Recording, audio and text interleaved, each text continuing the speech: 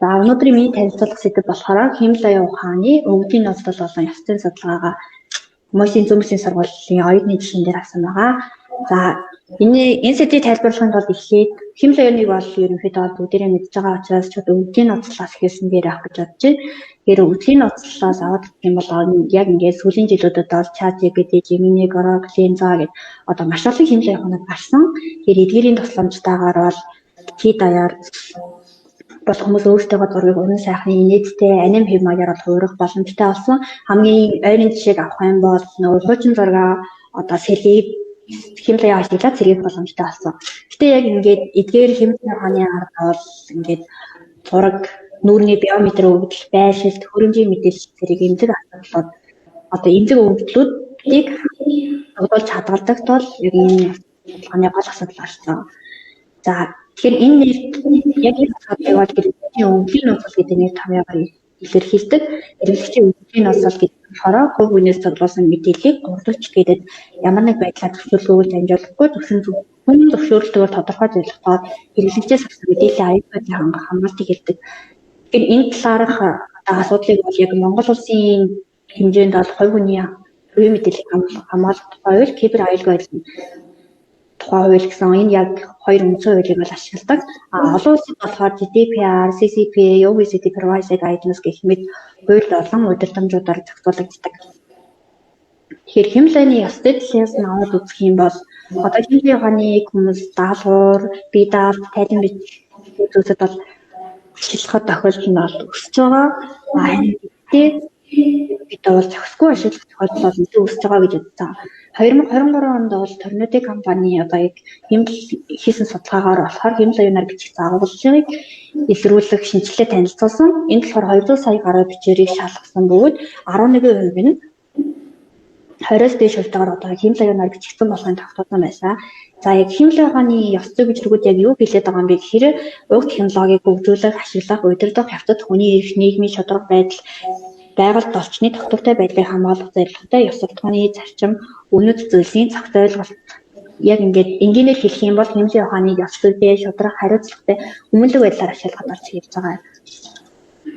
За Химлай ухааны яг ингээд гол эрсдлүүдийг аваад үзэх юм бол ethical risk болон privacy risk гэдэг хоёр хуваагдаж байгаа. Миний сэдвийн хүрээнд болохоор за ethical risk-ээс нь аваад үзэх юм бол deepfake, synthetic identity гингүүтэй энэ болохоор нөгөө хүний дүр төрхийг ашиглаад хурамч видео, дуу зураг одоо Химлайнаар үүсгүүлээд олон нийтэд буруу ойлголт төрүүлэх юм уу эсвэл хүний нэр төрд халдах болцлыг хийж байгаа. Ownership суй гэдэг нь болохоор одоо зохиогчийн хэм маягийг дүүрэх. Жишээ нь хэд саяхан ChatGPT, Bibliostод хоёрын хооронд бол яг энэ тал дээр бол маргаан гарсан оюуны өмчийн эрхийг одоо зөрчсөн гэж үзээд энэ тал дээр бол Bibliostод бол шүмжилттэй хандсан.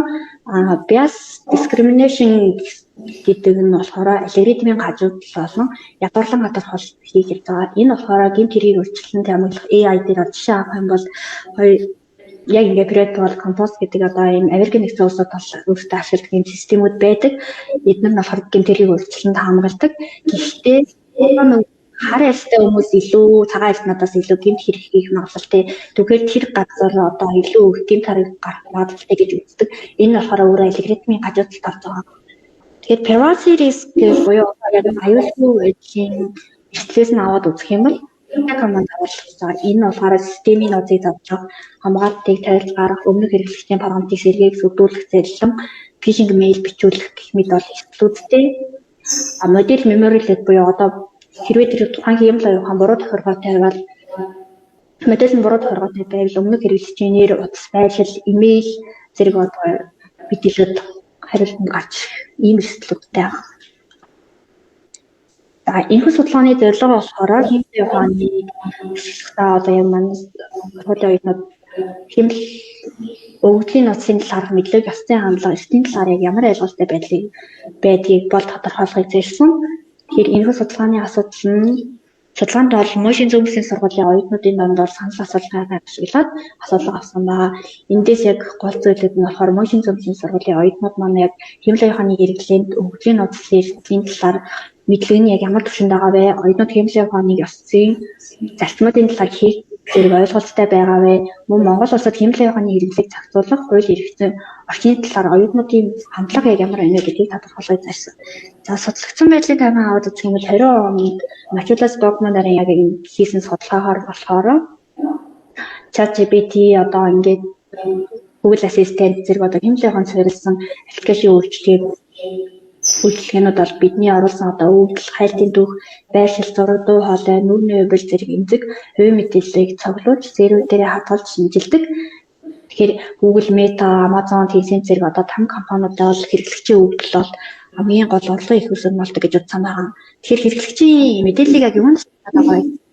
Эдгээрт зар цаанаас одоо хэрэглэгчийн сонирхолд тааруулсан зар төлөх үйлдэл компаниудаар зорж борлуулах яг өөрсдийн хэмжээ ухааныг улам сайжруулах гэдэг. Тэгэхээр ерөнхийдөө бол хэмэл одоо бидний нэг хувийн мэдээлэл бол тухайн компаниудын хувьд бол үндсэн түүхийд мартдаг гэсэн.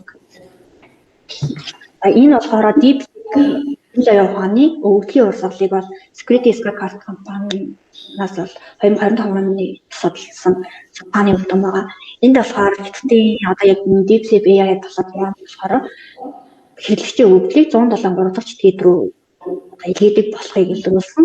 Гэтэ энэ нь болохоор нөгөө бусад хэмжээ ухаантай харьцуулахад хамаагүй өндөр тоо үзүүлэлтийг хийдэг. За DeepSeek-ийн веб болон мобайл хувилбарууд нь зурагт харуулсан яг энэ ByteDance, Alibaba, одоо хэдийн China Telecom, Unicom төрийн өмчөлсөлтэй гэх мэт одоо компаниудтай өвд салцдаг бол өвд салцдаг. Энэ нь болохоор хэрэглэгчийн API, төхөөрөмжийн мэдээлэл хэрэглээ, нийгэм маягийг судалгаа болон бусад зорилгоор ашиглах өндөр эрсдэл үүсгэж байна гэж энэ судалгаанд бол тэмдэглэсэн байна. За судалгааны арга. Тэгэхээр төвийн хэмжээг тогтоохтой бол их олонлогоо сургуулийн нийт оюутнуудын 95% технологитой алгааны хязгаар 8 байхаар тооцоход төвийн хэмжээ бол 76 оюутнууд таахад хангалттай байсан учраас 77 оюутнаас авсан. Энэ судалгаанд бол баримт шинжилгээний гараад үр дүн тодорхойлогдсон асуулгыг ашигласан. За судалгааны үр дүн судалгааг болохоор 18-аас дээш насны 8 хөтөлбөрийн 77 оюутныг хамруулсан судалгаанд оролцогчдод олон хэмжээ ухаан ашигладаг. Харин ашигладаг зорилтоор бол хичээлийн судалгааг зураг видео, хэл асуулгаас зүгээр гэх мэт ерөнхийдөө татлагад ашигладаг. За ингээс харах юм бол оюутнуудын яг 54.5% нь болохоор хэмжээ ухаанд оруулсан одоо мэдээлэл оруулахдаа өөрийнхөө хувийн мэдээллийг ашигладаг. Бүгд энэ болохоор яг хэмжээ ухааны талаар тодорхой мэдлэгтэй болгоно хавж байгаа. За дараагийн асуултан дээрээс аваад үзэх юм бол оюутнууд яг өдөр тутамдаа хэмжээ ухааныг ашигладаг гэсэн хувийн мэдээллийн хамгаалах үүднээс нууцлалын бодлого дуудсан 10.4%. Тэгэхээр үлдэгдэл хувийн нууцлалын бодлого ерөнхийдөө бол уншдаггүй эсвэл нэг амар чухал гэж үздэг.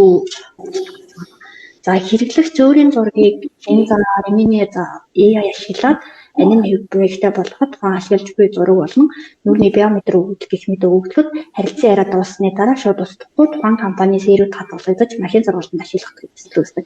Тэнгүүд ийм эрсдэл гарч болохыг бол оюутнуудын манд 40% нь бол энэ талаар мэдлэгтэй байгаа ч гэсэндээ бусад хувь нь бас тийм ч актив мэдлэгтэй биш байна гэж.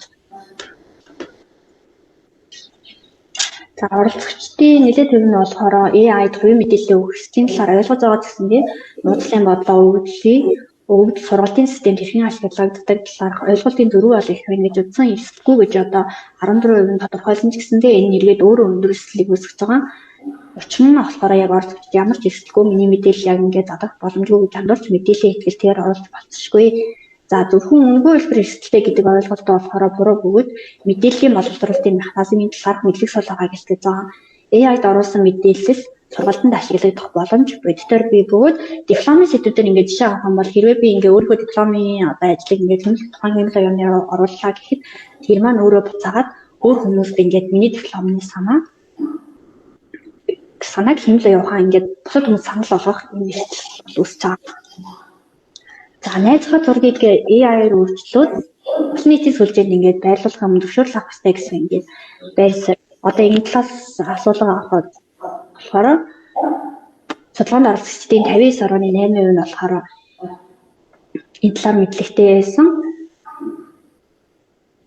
тоглоом шалтгаанаар олж зөөрөл авахгүй байх болон зөвхөн ичмээр зураг дээр төвшөрөл авах гэх мэт ойлголтууд бол хувь хүний эрхийн талаарх ойлголт тусмаа байгаагаар илэрхийлж байгаа. За Монгол улсад бол хэмжээ ухааны ёс зүйтэй зөв чиглэлд ашиглахын тулд хууль бодлогын зохицуул олон хяналтын тогтолцоо шаардлагатай судалгаанд оролцсон юм бол 81% нь үздсэн. Тэгэхээр энэ салбарын зохицуулалт хангалтгүй байгааг олонхын ойлголттой хэмээн илэрхийлж байна. За энэ нь болохоор оюутнууд хэмжээ ухааны хөгжлийг ашиглах зөвхөн технологийн асуудал бус хүний эрх, нууцлал, хариуцлагын тогтолцоос салшгүй холбоотой гэсэн ойлголттой байгааг харуулж байгаа. За эндээс болохоор 58.4% нь болохоор хэрвээ хэмжээ ухаан таны өгөгдлийг буруу ашиглах юм уу, буруу төч гэдэг дамжуул хэмжээ ухааныг хөгжүүлэгч компани өөрөө хариуцлага хүлээх ёстой, хяналт тавих ёстой гэж үзсэн болохоор технологиг бүтээж буй байгууллагууд хариуцлага хүлээх ёстой гэсэн хандлага бол хамгаалж байгааг харуулж байгаа. За судалгааны дүнгээр сагаад болохоор оюутнууд хэмжээ ухааныг өдөр тутамдаа өргөн ашигладаг ч гэсэндээ одоо хэмжээ ухааны аюулгүй байдал, нууцлын стратегийн хажуудлага, гомдовч тэгээд өгөгдөлд амжих зэрэг асуудлын талаар ойлголт бол хангалтгүй байна. Ихэнх оролцогчид нууцлын бодлогыг уншдаггүй, зөвхөн мэдээлэл хамгаалах хууль эрхтэн талаар хэлэх нь сул байна. Мөн хэмжээ ухааныг зөв ашиглах үнэтэй гэж үзэсгэндээ эрхтэн талаарх нэлээд бол бага байгааг хэлж байна. Тэгэхээр энэ хэмжээ ухааны хэрэглээ хурцтай өснө нэмэгдэж байгаа. Нэгдчихвэж хэрэглэгчийн мэдээлэл хамгаалах соёл болон ёс зүйн мэдлэг бүрэн төлөвшөөгүй сургалт мэдээлэл татнаг байгааг илэрхийлж байна. Мөн олон улсын AI ёс зүйн зарчмууд Монголын хэлбэрийг бүрэн нэвтрээгүй байгаа нь ойлголтын үүсгэж байна гэж үзье. За энэс санал гаргахаар оюутнууд болон хэрэглэгчид мэдээллийн нууцлал хэмжээ ухааны талаар сургалтуудыг тогтмол байгуулах, зөв мэдээлэл хамгаалах хуулийг шинэ технологийн орчинд нийцүүлэн сайжруулах, ихтэй сургуулийн сургалтын хөтөлбөрт AI ethics болон data privacy чиглэлийн хичээлийг сургалтын хөтөлбөрт оруулах, мөн Монгол улсад хэмжээ ухааны хөгжүүлэгч байгууллагуудад хариуцлагын стандарт тогтоож ил тод байдлыг нэмэгдүүлэх, хэмжээ ухаантай холбоотой хувийн мэдээллийн нууцлал, ёс зүйтэй холбоотой зөв мэдээлэл түгээх, зөвхөн оюутнууд биш ерөнхий боловсролын сургууль олон нийтэд энэ талаар мэдлэг мэдээллийг олгох үндэсний хөтөлбөр хэрэгжүүлэх, шаардлагатай тохиолдолд хувийн мэдээлэлээ хуваалцах нуур байх, аяг иргэдийн дугаар гэх мэт тэмдэг мэдээлэлтэй санаатай олон санамжгүй байдлаар илэрхийлэхээс татгалзах, тэмцэх мэдээлэл одоо хуваалцсан бол шаардлагатай мэдээлэл аваад history авах мөн тренинг модель гэсэн тохиргоог унтраах хэрэгтэй гэж үзэж байгаа. За мөн хэмжээ ухааны хөгжүүлэлт бол технологийн техникус, хэрэгцээ мэдлэг, ёс зүй хууль, эрх зүй гурыг зэрэгцүүлэн хөгжүүлэх нь хамгийн чухал байна. Ингээд анхаарал хандуулсанд баярлалаа. За баярлалаа эмччин.